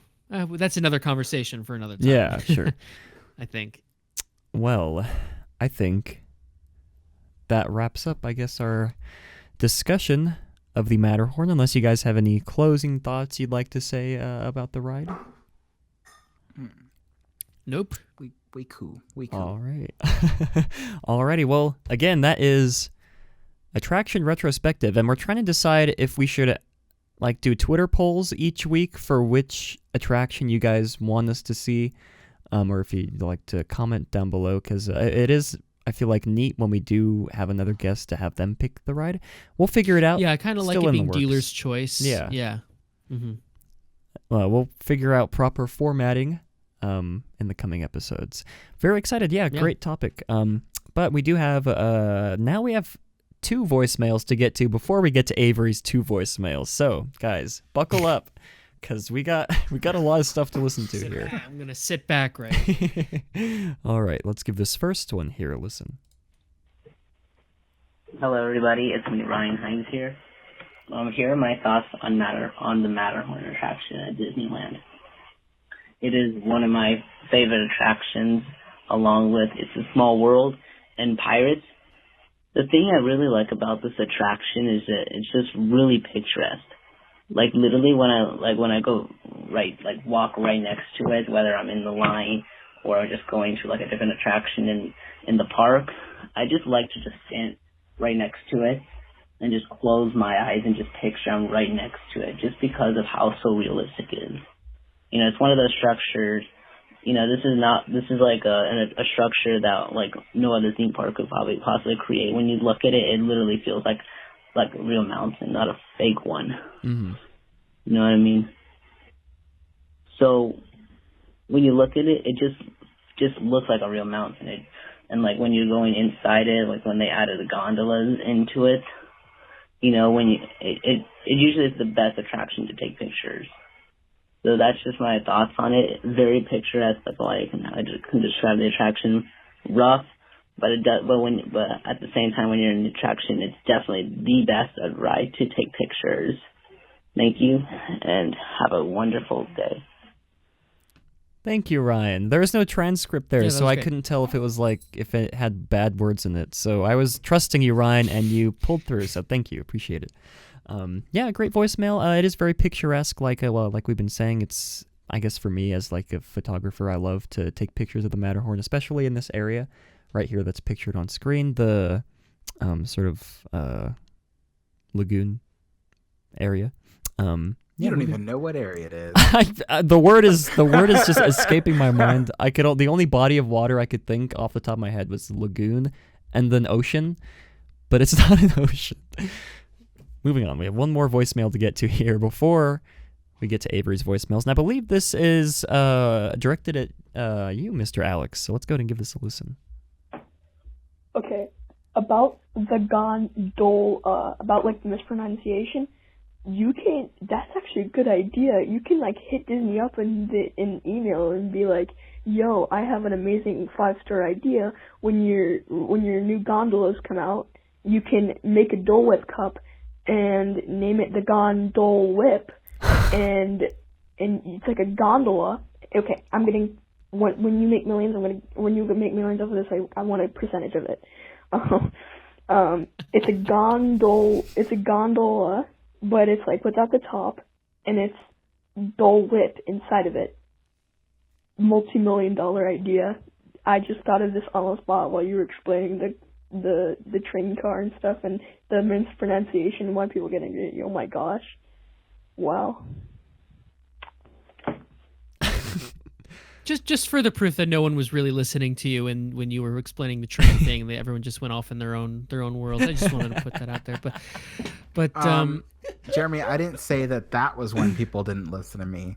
I was saying it was the conversation before that where you zoned out. So you even zoned out on the explanation. Oh, I'm sorry. What did you just say? Shut up. I'll reach through the screen and choke you. Go right ahead. What did he call it? The Gondole Whip? Okay, about yo, I have an amazing 5-star Gondole idea. Whip. Yes. When your new gondolas come out, the way he said you it. can make a Dole Whip I know, cup it was really... and name it the Gondole Whip. And I love it, the Gondole Whip. I love the first part because it almost sounded like an insult. Yeah. Where it was like when you said gondola. That is insulting. Ugh. That's amazing. I appreciate it. I forget who that is. That's Quanters. Don't know if I pronounced it right. Yeah, that's great. Gondole Whip. I love it. We need an artist Whip. to like put that on one of our t-shirts. Nostalgia bait. We have new terms here. We have nostalgia bait. We have, what was the term that T. Will coined last week? Oh my gosh. IP confinement? Maybe it wasn't worth it, T. Will. I can't remember. It's not ringing was in my it IP ears. confinement? IP confinement. Very good. And now we have Gondole Whip. I love it. Great. Guys, if any artists are watching or listening, I'd love to put some of those on t-shirts. The Gondole Whip. Yeah. T-shirt Gondole idea. Whip. Nostalgia bait would make a good t-shirt, I feel like. All right. Artists. This will be part of the behind the scenes. Yeah. We'll talk, Matt, about this Okay. merchandising campaign we're about to. Yes. All right. Well, anyway, ending off the episode here, we do have 2 very important voicemails from Avery. Oh, yes. Transcription's not available. Let me refresh one time. These are only 19 to 20 seconds long, Avery. What's going on here? All right. No, that's fine. It's like, help me. He said they were important in chat, so... Yeah, he said they're very important. This one's 18 seconds long. He's like long. using code like I'm... I love the show, which is like I'm locked in my closet and But if he could call us, why wouldn't he just call 911? I mean, Either way, Well, because we're no looking one too can help deep into anyone this. better than we can. It was a mistake. Okay, well, let's take a listen here and see what was important from Avery. For your safety, remain seated with your seatbelts fastened, keeping your hands, arms, feet, and legs inside the bobsled, and be sure to watch your children. Are free the same. Remain seated, please. Permanentes sentados, por favor. There it is. There it is. A classic. I feel like I'm there. Or was that the code? The code that he's trying to I don't give know. us. Guys, any decoders in chat? I don't know, Avery. I think you can do a better Jack Wagner than that. But give it another go. Yeah. One more voicemail here from Avery. Born from the ashes of the Russian and Cuban revolutions, Oh my God. I come to this planet bestowed with a flaming sword, that with the power of late night tingles and the power of mean relevancy. I come to this lovely planet to say, as a savior of this two community, to protect Matt, to protect Alex, and to protect Jeremy's interests, to make chapstick burn. Oh my God. Down there. Down at the bottom of Matt's Snapple bottle. so that the three horsemen can save Disneyland and the rest of the Disney parks around the world. Avery's our savior. You guys. That's the first of his voicemails that I've ever heard where he wasn't whispering. That's true. Yeah, really. We can hear his really real in your voice. element. Yeah. I mean, done. Well, anyways. Those were important. Thank you, Avery. Very important. Yeah. And he's the prophet, says Kent. I think we're looking too deep into this, you guys. It's time for... I hate to say it. It's time for the show to be over. To come to an end. Yeah. Thank you all for coming out to today's episode. And as always, links to all the articles we refer to will be in the description below. And again, if you'd like to call in over the week break between now and the next episode, 575-386-5814. And do you guys have any closing thoughts you'd like to say before we close off the episode? Yes. For the 1 millionth time, please put the phone number in the description of the videos. Oh gosh, I will. I need to add it to the thing where it has the default description, but I will add it into the description. Yeah, and again, as well as Alex's channel and Jeremy's Twitter will be linked in the description as well. Yeah, very excited. Thank you all for coming out to today's episode. I feel like there's something I'm forgetting to do, but I think I'm wrong. Probably. Yeah, there probably is. I can't remember if I remember next episode. Well, anyways, yeah, thank you all for coming to today's episode. Yes. And, as always, have a great, big, beautiful tomorrow.